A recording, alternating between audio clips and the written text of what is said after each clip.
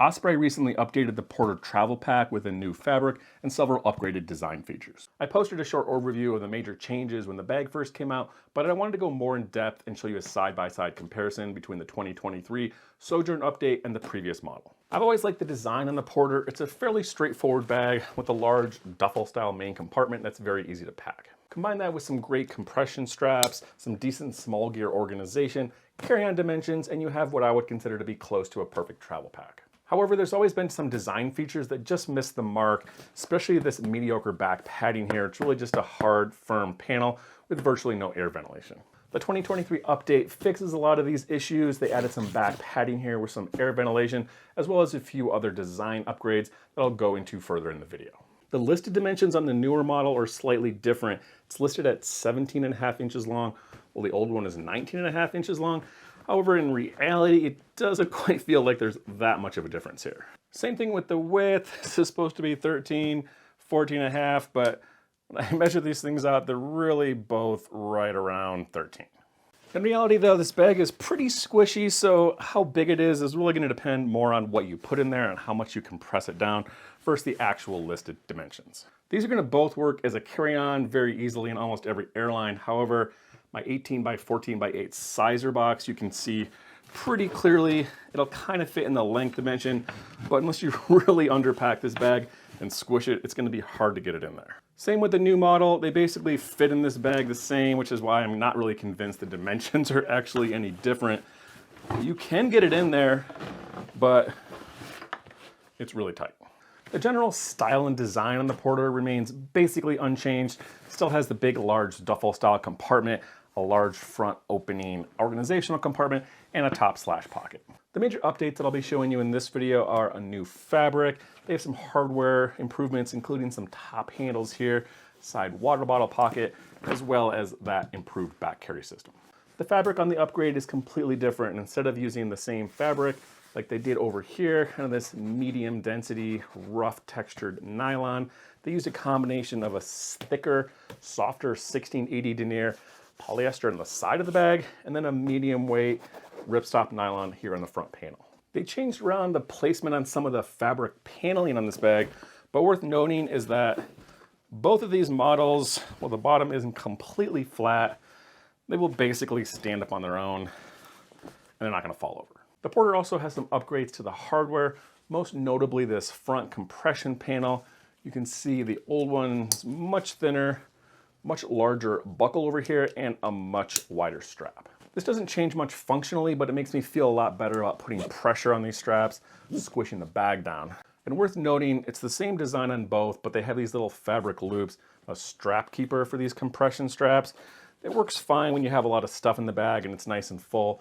They don't go anywhere, but when you really cinch this thing down, you have some really long tails on here.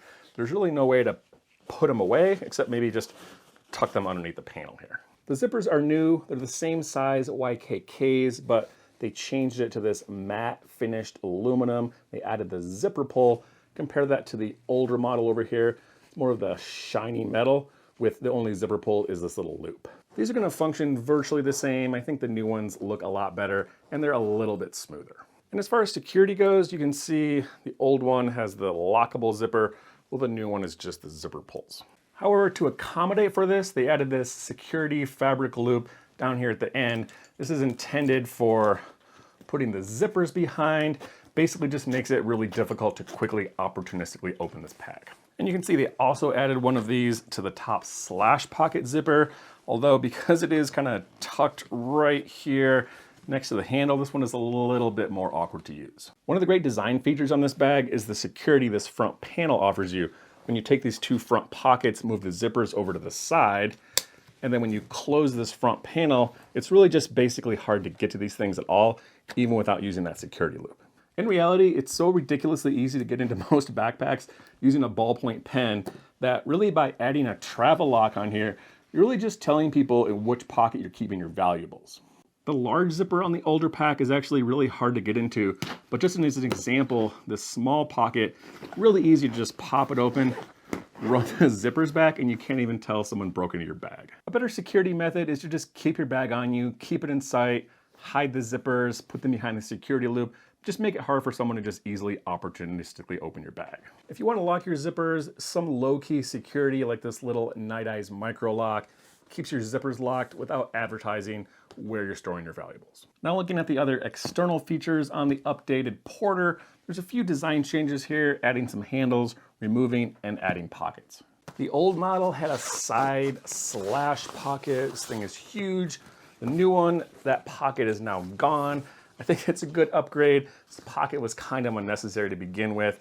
All these pockets over here, all facing up, while that one faces to the side.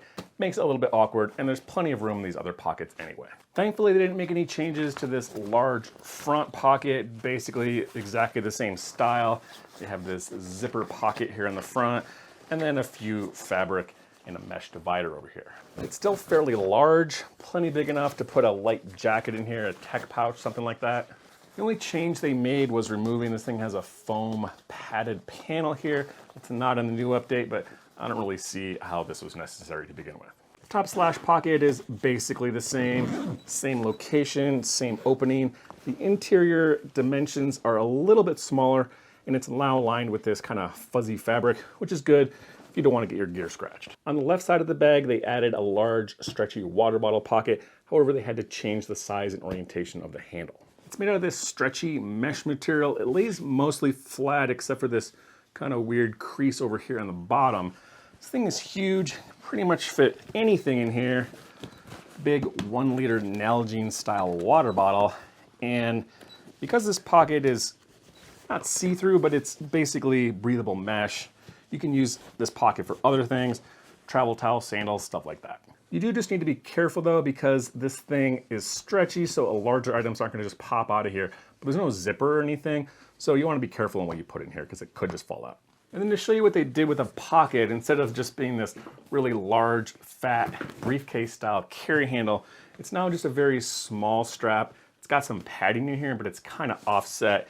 It does get a little bit in the way of the laptop zipper. Another fun security feature they added here, it's kind of perma attached onto the bag, but it's this little ID tag. You can register your pack.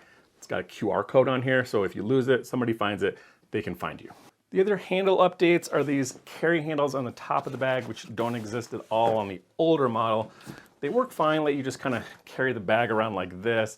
Bottom one is pretty flush to the bag. This top one though, it kind of feels gigantic, like it's a big loop hanging around the top of the bag, and I'm always worried I'm gonna catch this on stuff. They changed the style on the compression paneling. In addition to having those larger buckles and straps, they added this seam over here on the side that wasn't in the older version. So you can see when I cinch the bag down now, it's a lot squarer because these panels kind of fold over a little bit better, make a nice little crease.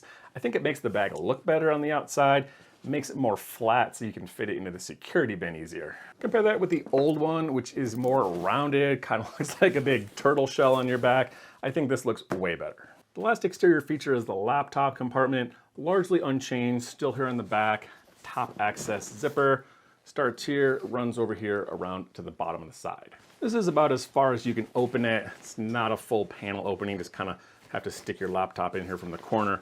But the features in here are exactly the same as this large zippered mesh pocket here in the back, and then just the main compartment for storing up to a 16-inch laptop. And then to show you what I mean on the zipper, at least on my bag, the way they sew this thing, it's sewn into the top of the pack, but the handle kind of overlaps the laptop zipper a little bit, makes it so when you unzip this thing, it kind of just catches on that. Not a big deal, but it's a little annoying.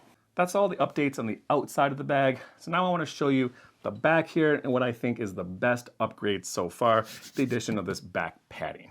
Most of the style back here is unchanged. They have the same shoulder straps with the same sternum strap attachments. On the top, they kept these top load adjusters that are gonna buckle into these little clips on the top of the pack. They have the same removable straps. You unbuckle these from the bottom, and then you can tuck them away in this top zipper pocket. And then the hip belt is identical, and you're gonna just tuck that thing away inside that same flap if you don't want to use it. The padding down here on the hip belt, it's just ever so slightly wider in the new update. Mostly that's to accommodate a larger webbing strap that has a much larger buckle than the older model. But really the best update back here is this back paneling. It adds a lot of comfort to the bag without adding really any extra weight or space. It's just a simple ridged foam pad, covers the entire length of this back panel here, except over here on the sides, with a little bit of air ventilation here in the middle. This isn't a huge amount of padding. It's really not even any thicker than the old version. However, it's much softer and it's got some great air ventilation. Compare that over here, the old model. This is just a really firm, hard foam padding, very flat with no air ventilation. So now I'm done with the outside features. I want to go inside the pack now and show you some of the minor upgrades that they did here. And the reason I like this bag so much is mostly this interior compartment. Really easy to open top panel, huge duffel style compartment that just holds a ton of gear. You can see here, this is the top slash pocket compartment. The newer model is a little bit smaller and fuzzy, and you can see how when you put gear in this, it's gonna take up volume from the main compartment.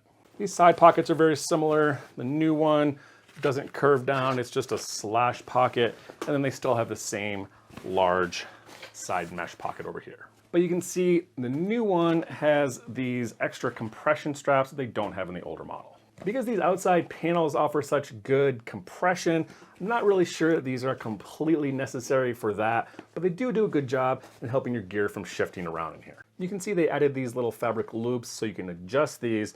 If you have like a packing cube, something low that you want to just squish down on the bottom of the bag, then you just use the straps as they are like this. However, if you have more gear, you want to kind of keep everything in its place, then you run these straps through these top loops, and then the compression is going to attach way up here in the top as opposed to much lower down.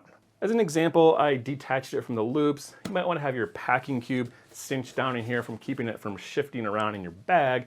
However, you might want to be able to put a jacket or something on here that you can just open the bag and pull in and out without it being strapped down. That's all I have for the update on the 2023 Osprey Porter Sojourn 30-liter travel backpack. Let me know in the comments below if you have any questions. And again, thanks for watching.